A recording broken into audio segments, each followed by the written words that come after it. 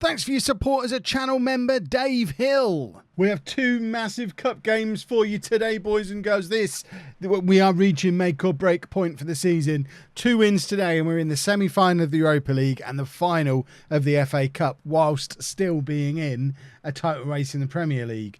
I will level with you. I didn't expect this at the start of the season. Hello and welcome to part 8 of my Football Manager 2020 beta save with Manchester United. I'm Kev, and coming up on today's episode we have those two big cup games. We're away against Eintracht Frankfurt in the second leg of the Europa League quarter-final, plus we're at Wembley to take on Chelsea in the FA Cup semi-final. Keep an eye out for tomorrow as well. Tomorrow's episode we're doing Man City and Liverpool in the league. You know what's gone on since you were last with me, really? Not a lot. We played Wolves since yesterday's episode. We won, and this is what the Premier League looks like. So we are 10 points behind Liverpool, but we do have a game in hand on them, and we're still to play them. So we do need them to slip up, but there's still a chance there. But more importantly, we've still got Chelsea, Liverpool and Man City to play. If we beat them all, we are in a very good position to qualify for the Champions League, which, remember, that was the goal at the start of the season. If we go back to the Club Vision page, the goals for competition-wise was the final of the Europa League. We're nearly there. Qualifying for the Champions League, we're nearly there. And in fact, we've met the minimum requirements for the FA Cup, which was the semi-final. So they should be very pleased with that because we've already done it.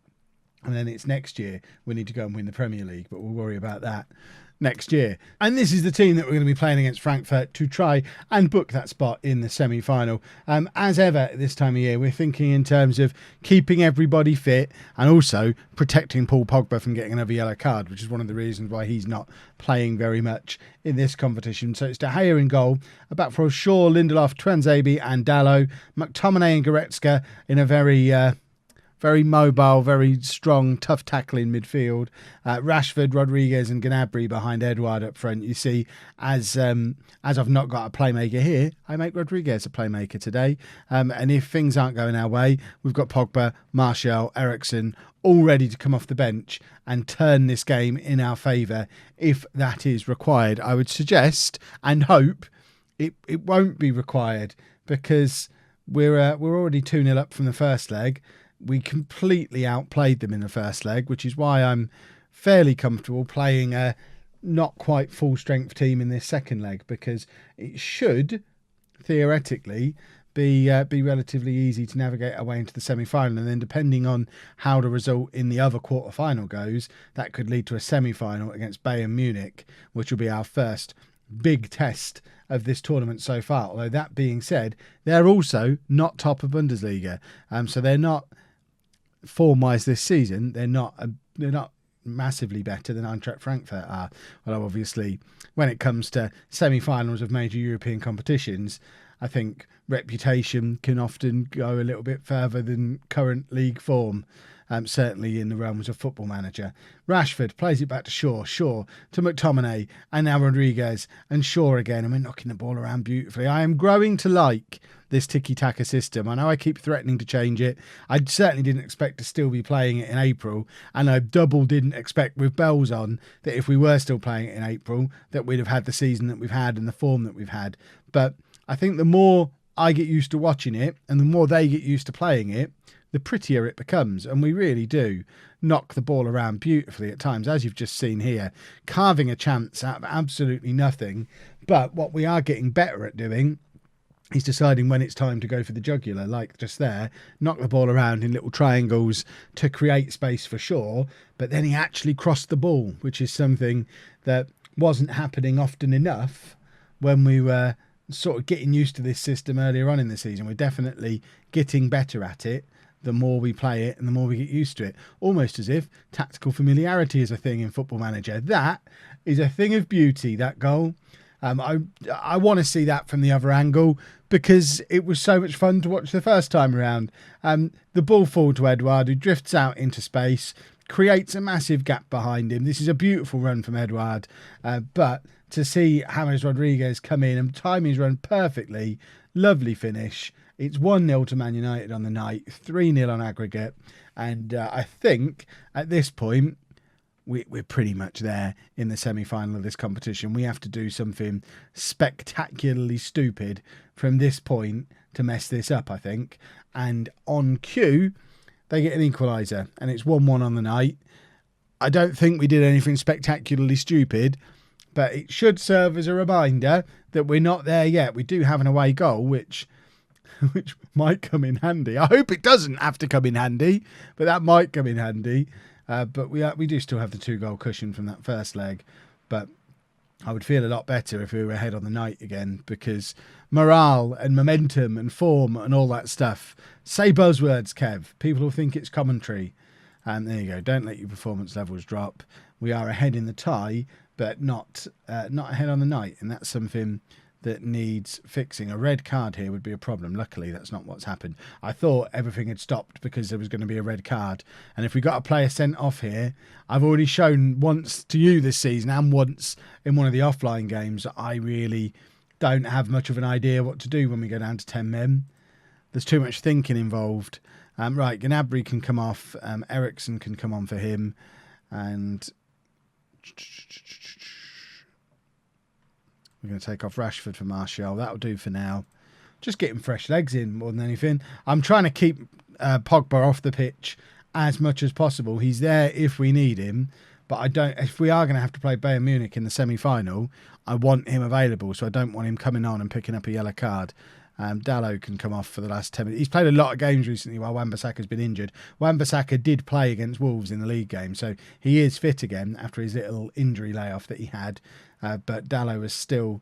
I mean, he's played himself into regular team rotation contention in a similar vein to what we've got with Gaia and Shaw on the other side. But Wan-Bissaka, he is still my first choice, and fitness levels allowing, is likely to be the one who starts at Wembley in the FA Cup semi-final in the second part of this episode. Martial's got space on this left-hand side, decides to cut inside despite the run of Shaw, creating all the space in the world. And yeah, I mean, that was a bit of poor decision making there. Eriksen keeps the ball in but doesn't keep possession of the ball, so why keep it in? Just take the throw. It ends up back with Eriksen. That is a beautiful pass. That's much more like it. Martial is in, should have got the shot away. In fact, plays it across to Edouard, and that was that. I think it's ending 1-1. I don't think they're getting back into it from here. I think I can stop panicking. Goretzka losing the... We are struggling to keep hold of the ball in as soon as we start to get towards their goal. I mean, obviously, possession-wise, we're doing all right. But as soon as we try and do anything with it, their back five is just taking the ball off us, and they're letting us have it as much as we want in midfield, which I'd understand if they were ahead in the tie, but they seem to have just settled for, if we get a home draw against them, that's a good result. We don't need to win the tie.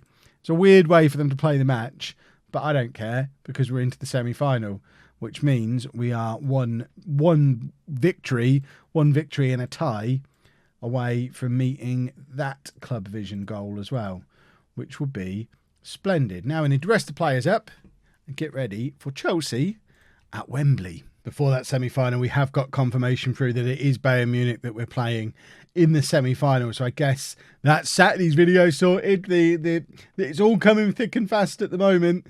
Obviously, we did nick a couple of players off them in pre-season, which has ruined their season. They're going to win the league. This is going to be tough. So we've got Chelsea, then we've got Man City and Liverpool tomorrow, and then we'll probably do both legs of Bayern Munich on Saturday. And then fingers crossed, Chelsea in the league to win the title and an FA Cup, Europa League final, like a triple header match. That's the dream. Win everything by Sunday. Please don't get your hopes up and expect that. So my ongoing mission to rotate a little bit just to try and keep everybody fit means there are a few changes for the Chelsea game. Gaia and Wan-Bissaka come in as the fullbacks. Pogba is back in midfield. Eriksen in behind the strikers. Rashford and Gnabry as the wide players. And Martial coming in up front with Edouard dropping down to the bench. He is completely fully fit and fine, but I just feel like it's a lot to ask for a 21, 22-year-old striker to play 8 games in a month in a league he's only just joined. And if there's a match we're going to mess up, it's okay if it's this one. As much as I'd like to win the FA Cup, the board requirement was reach the semi-final. This is the semi-final. So if we're going to mess up a game, let's mess this one up. And he's sat there on the bench anyway if we need him. There you go. We're going to assertively say, let's avenge what happened last time. I think that is our first moment of revenge in FM20 so far. I don't think we've had many opportunities. I mean, to be fair, we've not lost many games, so there haven't been many teams that we've come up against who we lost to the last time we played them. So I guess that's why it's so rare for us to get that option on the team talk. But when it's there, I'll use it because it always seems pretty effective. Eriksen now teeing up a shot on the edge of the area, couldn't get it away. It ends up back with Wan-Bissaka and Pogba and Eriksen, and he tries again, and that basically went through Wan-Bissaka and Pogba to Eriksen. He had the shot, it didn't work. It ended up cycling back again through those same players to line him back up again for the same shot. It's like, okay, it didn't work the first time. Just work it back into him in exactly the same way again. Let him have another go. That's how comfortable we are in the ball now. And that's 2 minutes into an FA Cup semi-final, not final, at Wembley. We've gone 1-0 up with a stunning goal from Christian Eriksen, justifying the £33 million that I spent on him back in January as well. I'm so happy with the signings that I've made here at Man United. It's a completely different squad to the one that I started with, and we've not even been here a year yet. And I'm hoping if we do have a completely successful season, they're going to give me an even bigger pile of cash to work with in this coming summer to then take into the Champions League next year and just go win that. Have the series done in 2 seasons. Easy peasy. We did it with Bayern Munich last year, but to be fair, that was a much easier job because they were already dominating Germany, whereas Man United haven't dominated England for years at this point, and we're in the process of getting all that change. If it wasn't for that pesky Liverpool getting in our way, that's who we need to deal with. And of course, that is going to be our job for tomorrow, getting Liverpool out of the way, which is easier said than done. Lovely save from De Gea, and we maintain our lead, although Chelsea are getting all excited about something. They've got a bee in their bonnet about something. We need to keep an eye on this and not let them back into this game. This is potentially, if we go into like the last 20 minutes, 30 minutes of this game, still 1-0 up, this is probably the ideal opportunity to give that counter-attacking tactic another try. Because it's a game, like I said, it doesn't matter if it messes up, although we'd like to win, it's not essential. But it's a big game against quality opposition where we can try out that alternate tactic that realistically I think we're going to have to use it in the away leg against Bayern Munich, because we've shown repeatedly this season that we can't go to big teams away from home and try this tiki-taka nonsense. It works a lot of the time. It works 95% of the time, but away from home against good teams, we are going to get made fools of. And that's not what we want in the semi-final of a major European competition. Anyone who watched my home series last year on FM19 will know just how easy it is to get embarrassed by Bayern Munich in European competitions, and I'm afraid of them because of it. Right, Eriksen sprays it out wide to Gaia, who's got a load of space to run into. I don't know what Chelsea are up to here, why they've given him that much space. But on the flip side of that, I don't know why he decided to do that with it rather than, crossing, passing to somebody. Why have a shot from out there? You've got all the time in the world. Pogba now with a free kick from range. What a goal. It's goal 11 for the season for Paul Pogba, and it is an absolutely stunning free kick. And that is why I've been resting him in the Europa League games, because I'm going to need him for stuff like that against Bayern Munich, because that was insane. What a free kick. It's from so far out, and it's absolutely perfectly placed. Right, we are going to switch to the counter-attacking system with half an hour to go and just see what happens. Because you can see, again, with them being a better team, we're not dominating possession the way we normally do. So that's the counter-attacking one. That's the gegenpress. We don't want the gegenpress today. We want this one. The one issue I've got, I guess, is that we don't have a defensive midfielder ready and available. Although, saying that, McTominay can go in there. And then we can switch those two around. Have Pogba as the box-to-box midfielder, Eriksen as the playmaker. I don't want to be a roaming playmaker. This is the sort of stuff I probably should have fixed when we've been trading it all season. But get these guys into some more familiar positions. I need somebody on attack. If it's not going to be Rashford, then maybe Eriksen just needs to get a little bit further forward in there. And then these two, let's just fix that so that it works with how they normally line up.